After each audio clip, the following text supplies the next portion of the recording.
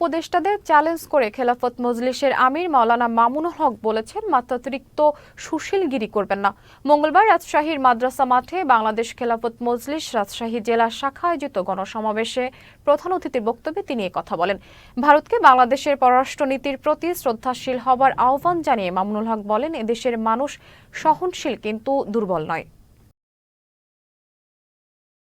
ভালো তত্ত্বাবধায়ক সরকারের ইন্টারিম গভর্নমেন্টের বিতর্কিত উপদেষ্টাদেরকে স্পষ্ট ভাষায় পয়গাম দিয়ে দিতে চাই, মাত্রাতিরিক্ত সুশীলগিরি করবেন না।